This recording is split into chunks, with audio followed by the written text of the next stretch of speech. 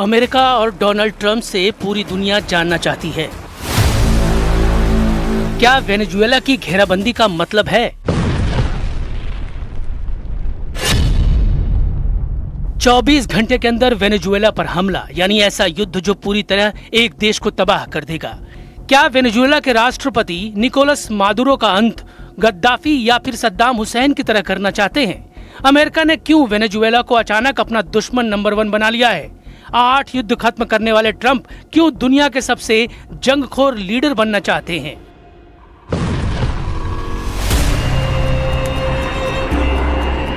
America और Venezuela के बीच तनाव बहुत ज्यादा बढ़ चुका है। ट्रंप ने बहुत ही भड़काने वाला कदम उठाया है।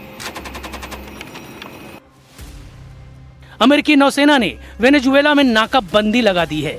वेनेजुएला से आने और वहां से जाने वाले तेल के ऐसे टैंकरों को रोक दिया गया है जिन पर अमेरिका ने पाबंदी लगाई हुई है। समझ लीजिए कि अमेरिका के जंगी जहाजों ने निकोलस मादुरो को पूरी तरह से घेर लिया है और अब मादुरो भी जानते हैं कि जान खतरे में है।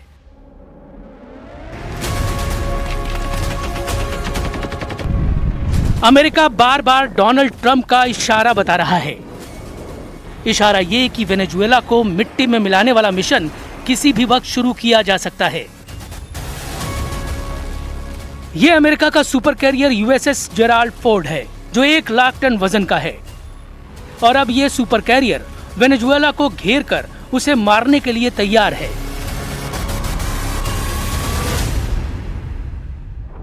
अमेरिका के जंगी जहाज अब पूरी तरह से वेनेजुएला को रौंदने के लिए तैयार हैं। अमेरिका का सबसे बड़ा एयरक्राफ्ट कैरियर जेराल्ड फोर्ड इलाके में तैनात है। अमेरिका ने स्टेल्थ फाइटर जेट F-35 के साथ परमाणु पनडुब्बी भी तैनात कर दी है, यानी 5000 से ज्यादा नौसैनिक और 75,000 से ज्यादा फाइटर जेट किसी भी वक्त हमले को तैयार हैं। डोनाल्ड ट्रंप ने सोशल मीडिया पर एक पोस्ट में कहा है कि वेनेजुएला अब तक के सबसे बड़े नौसैनिक बेड़े से पूरी तरह से घिर चुका है। ये घेराबंदी और बढ़ेगी और निकोलस मादुरो को ऐसा झटका लगेगा जैसा उन्होंने पहले कभी नहीं देखा होगा। ट्रंप ने कहा है कि मादुरो को अमेरिका को सारा तेल, जमीन और दूसरी संपत्ति लौटानी पड़ेगी जो वेनेजुएला ने पहले हमसे चुराई थी। Drugs coming in by sea are down 94%, and we're trying to figure out who the other 6% are. But they're down 94%, and we're going to start hitting them on land, which is a lot easier to do, frankly. But these are a direct military threat to the United States of America. They're trying to drug out our country.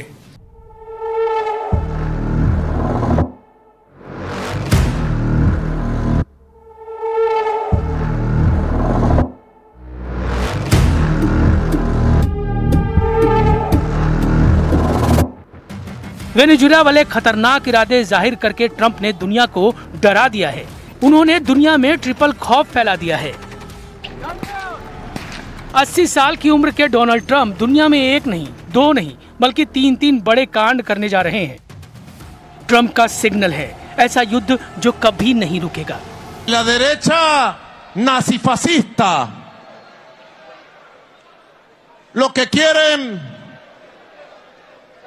es colonizar a Venezuela para apoderarse de la riqueza que tenemos en petróleo, en gas, en oro, en hierro, aluminio y muchos otros minerales. Y nosotros tenemos un juramento. Trump बहुत अच्छी तरह जानते हैं कि इस वक्त Putin के लिए भी मादुरो को बचाना बहुत मुश्किल है, क्योंकि वो यूक्रेन में फंसे हुए हैं। चीन ताइवान को लेकर तनाव में है और ईरान तो इजराइल के चक्कर में बैकफुट पर है। ऐसे में कॉमरेड मादुरो को बचाने के लिए आखिर कौन आएगा? डोनाल्ड ट्रंप का एजेंडा साफ नजर आ रहा है। वो जानते हैं कि जिस तरह अमेरिका ने इराक से सद्दाम हुसैन को हटाकर फांसी दिलवाई, लीबिया में जिस तरह गद्दाफी को मारा गया, जिस तरह सीरिया से बशर अल असद को हटाया गया, ठीक वैसा ही ट्रीटमेंट वेनेजुएला के निकोलस मादुरो के साथ किया जा सकता है। सवाल है कि इसे रोकने में व्लादिमीर पुतिन, शी जिनपिंग और अली खामेनेई किस हद तक आगे जाएंगे। निकोलस मादुरो को भी इस बात का एहसास बहुत अच्छी तरह से हो चुका है कि खतरा बड़ा है। como no puede decir que nosotros tenemos un arma de destrucción masiva, como no pueden decir que tenemos armas químicas, cohetes nucleares, inventan un pretexto para crear otra Afganistán, para crear otra Libia. Y nosotros tenemos autoridad moral. Y con la bendición de Dios Padre Todopoderoso digo, no more Vietnam, no more Afganistán, no more Libia, no more Irak, no more war eternal, no, no, no y no. आखिर क्या होने वाला है Venezuela में? क्या Donald Trump और Venezuela के राष्ट्रपति निकोलस मादुरो की दुश्मनी दुनिया को एक और बड़े युद्ध में झोंक देगी?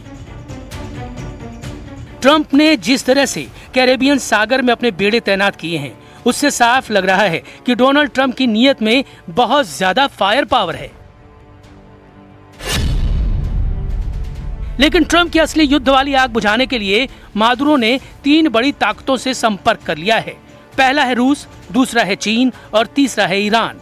वेनेजुएला के राष्ट्रपति निकोलस मादुरो ने इन देशों से मिसाइल मांगी है, लॉन्ग रेंज रडार मांगे हैं और सुखोई विमानों को अपग्रेड करने की मांग की है।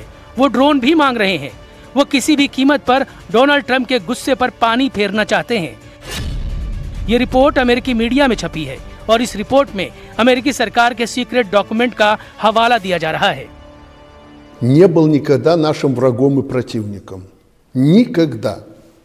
Если бы он пожелал приехать в Беларусь, двери для него здесь открыты. Но об этом никогда, искренне вам говорю, никогда не было речи. Мадуро не тот человек, который все бросит и уйдет, убежит. Это крепкий человек, это чавист. Это как Чавес. Он крепкий мужик, порядочный, вменяемый человек, с которым можно разговаривать и договариваться.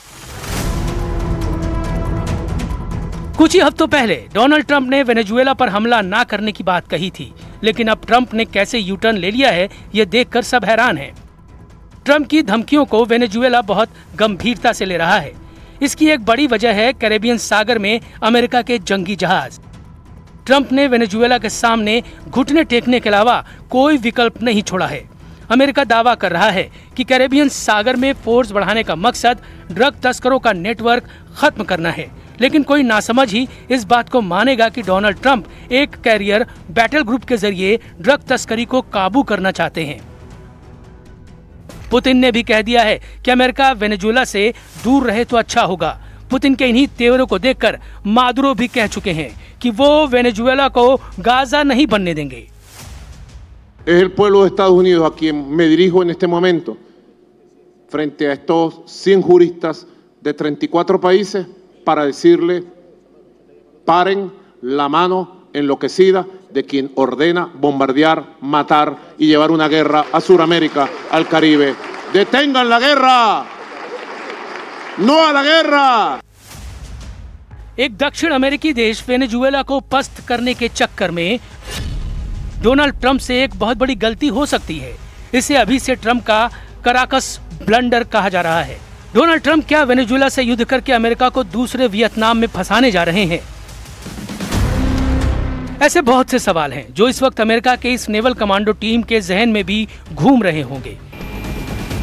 फास्ट बोट पर सवार ये सैनिक अमेरिका के स्पेशल फोर्स का हिस्सा हैं। इनका काम होता है दुश्मन के इलाके में घुसकर उसे खत्म करना या इलाके पर कब्जा जमाना।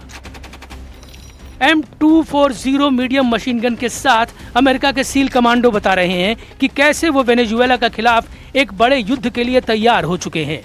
कैरेबियन सागर में ड्रग तस्करों को खत्म करने की आड़ में अब वेनेजुएला डोनाल्ड ट्रंप का प्राइम टारगेट बन चुका है।